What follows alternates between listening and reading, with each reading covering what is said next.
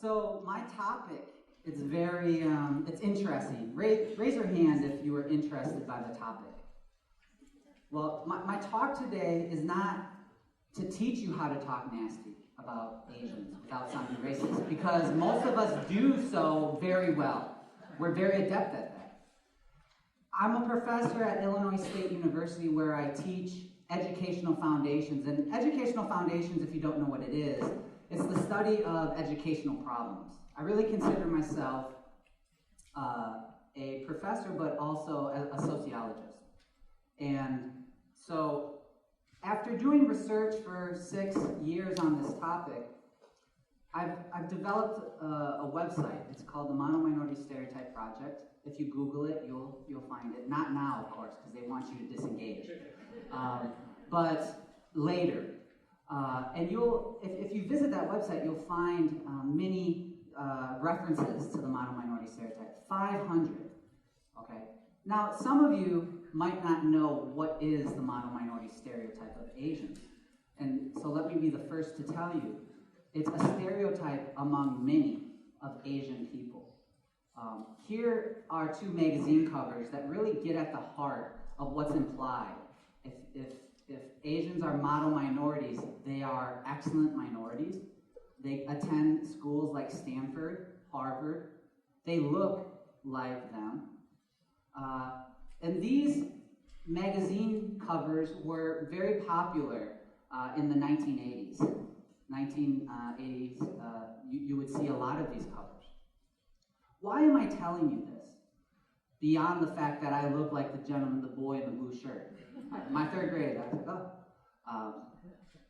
Well, it's to tell you because we need to know when this stereotype was created. And it was created in 1966. There was a professor at the University of California, Berkeley. His name was William Peterson. And Peterson wrote an article that appeared in the New York Times magazine, entitled Success Story, Japanese American Style.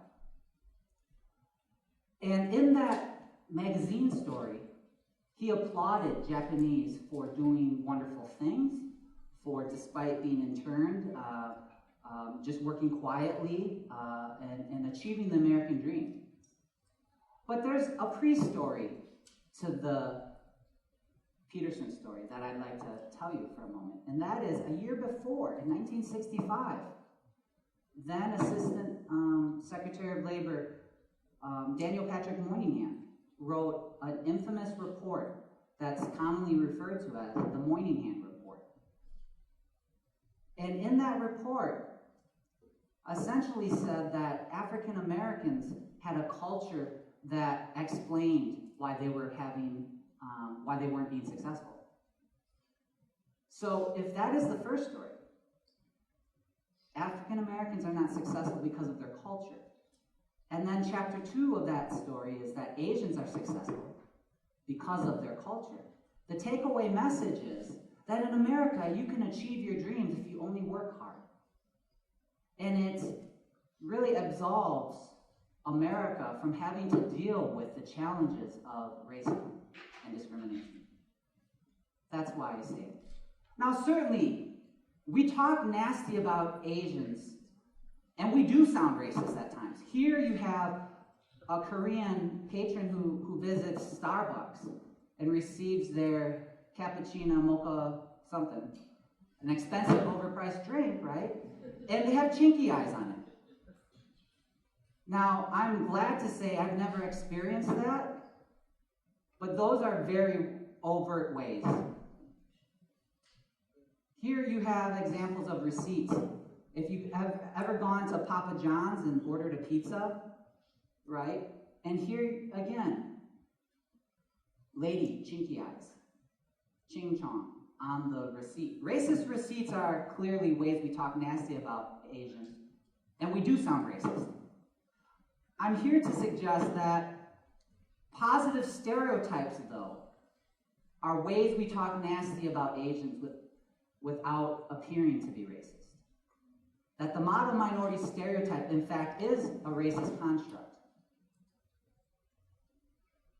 An app on Google Play a few years ago.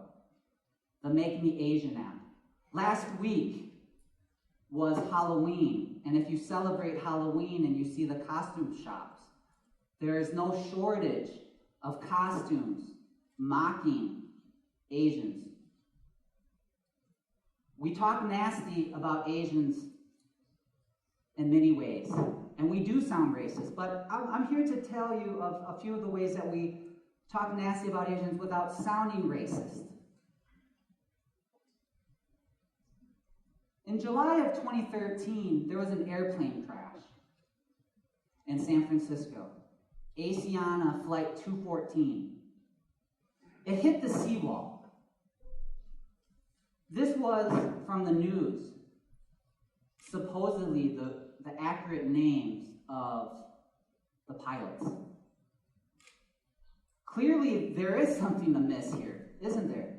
Captain Something Wong, We Too Low, Holy Fuck, Bang Ding Ao. Now, I'm going to give the benefit of the doubt to the person who made the mock names, and just supposedly that he or she didn't know. The person who actually did this was fired. This might have been unintentional. This was interesting, given that this is Chicagoland.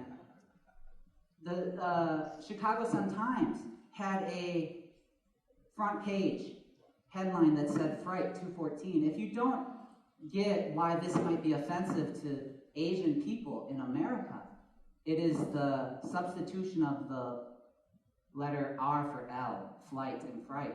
Now, certainly I see the pun, the play on words, that it might have been frightening to be on that aircraft when it crashed.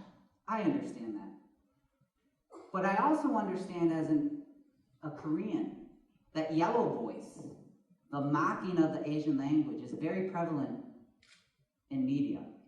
The Simpsons, Family Guy, and here even the newspaper. Again, this might be unintentional. What about Jeremy Lin? When Jeremy Lin was doing very well, and when Linsanity was beginning to sweep across this nation, ESPN website, their website, had this headline or this subtitle, and it was Chink in the Armor. Jeremy had a bad game, and they were saying, right, that he was the weakness, a weak spot in the Knicks' loss. But if you don't know anything about Asians, chink is not a term that we should use and treat so delicately. Again, this might be unintentional. I don't know. Again, a play on words. But I am acutely aware that there are ways that we talk nasty about Asians in a very intentional way. If you're an alum of UCLA, are there any alums of UCLA? Raise your hand. Any Bruins? Well, UCLA has been referred to as United Caucasians Lost Among Asians.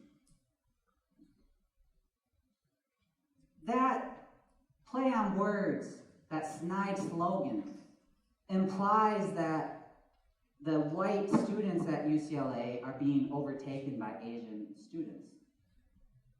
You see, if Asian Americans are model minorities and they're doing so well, that can be a double-edged sword.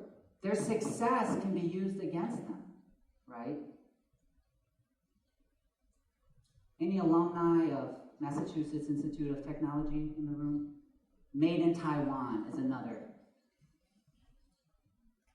play on words.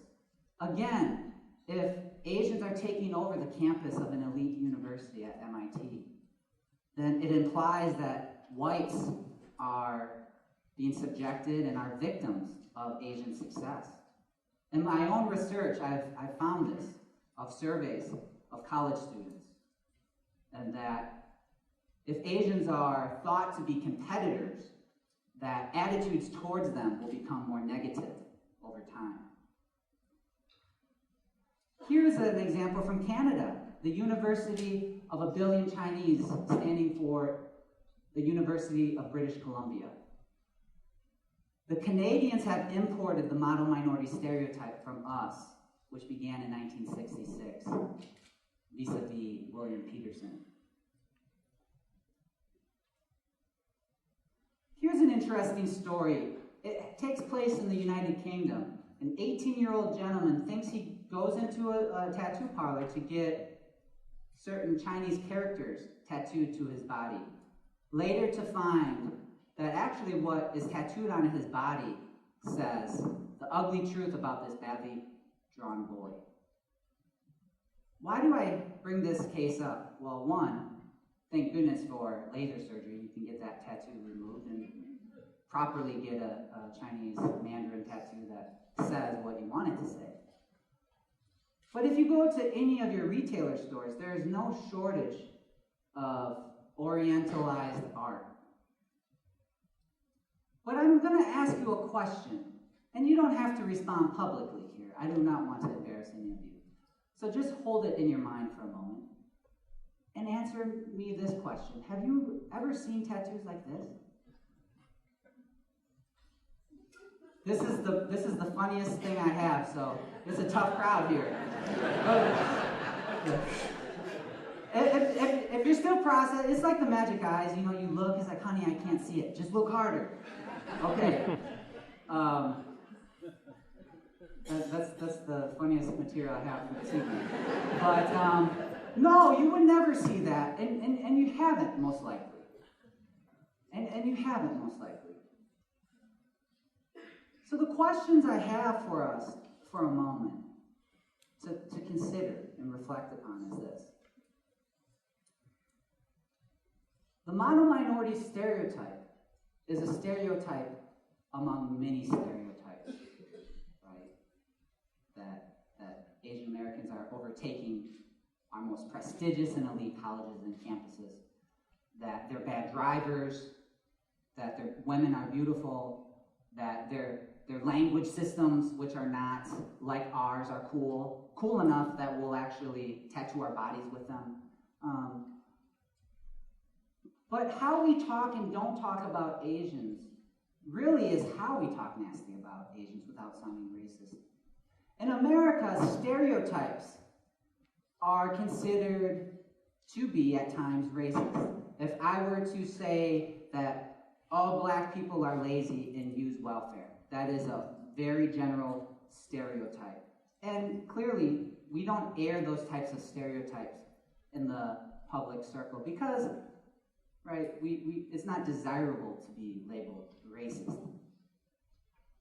But language-wise, we have become more adept at expressing racism without appearing to be racist, a term that academics call racism without racists. And by implying that Asian Americans are exceptional students, are mathematicians, have no problems, an unintended consequence, well, I would say many unintended consequences, are if they're successful, then the other minorities are not successful because they're lazy, and clearly that's not the case. But another unintended consequence is that we come away with a false understanding. Let me close by saying this. I believe the model minority stereotype to be like a bikini. You heard me. Let me say that again. The model minority stereotype of many stereotypes of Asian is like a bikini. What do I mean by that? The bikini, what it reveals is suggestive. And here you have the case of the red bikini suggesting obedience, discipline, studious, exotic. But what the bikini conceals is vital for its use and perpetuation. And what's concealed under this bikini, I'm using this as a metaphor, is mental illness, suicide, depression, the pressure to live up to something that is unobtainable. Much research documents the psychological hazards of being thought to be a model minority. So in conclusion, I'd like to say that we talk nasty about Asians on a day-to-day basis, and it's very easy to detect, but we have become adept at a society talking about Asians without appearing to be racist. And the last thing that I like to say is this. We oftentimes applaud Asian culture. And so by replacing culture, typically in the past, racism was pointing out race. But now we're more skillful and we tend to use cultural markers. What do I mean by that? By implying that Chinese parents somehow parent like tiger parents. Well, the MC already said that I'm adopted. I'm Korean. I have white parents. My white parents were not tiger parents. By implying that Asian parents mandate that their kids play violin, I played the clarinet and I was horrible. Right? It's a bikini. What it reveals is suggestive, right? The stereotype suggests one thing and conceal another. I've already said that in 1966, the stereotype was born. William Peterson applauded Japanese. Did you know that he had no training or real background to actually write that story? That Daryl Hamamoto in his book Monitored Peril discusses that Peterson, when contacted by the New York Times Magazine, self-admittedly said, well, I don't have much knowledge about that, but I'll still write the paper. So he was commissioned to write a paper in which he had no real subject matter expertise on. And so by implying Asians are doing well, it, in the process, demonizes African Americans, Latinos, any other non-Asian, non-white group. So, don't talk nasty about Asians, and don't get tattoos on your body if you can't understand the language. Right? Thank you.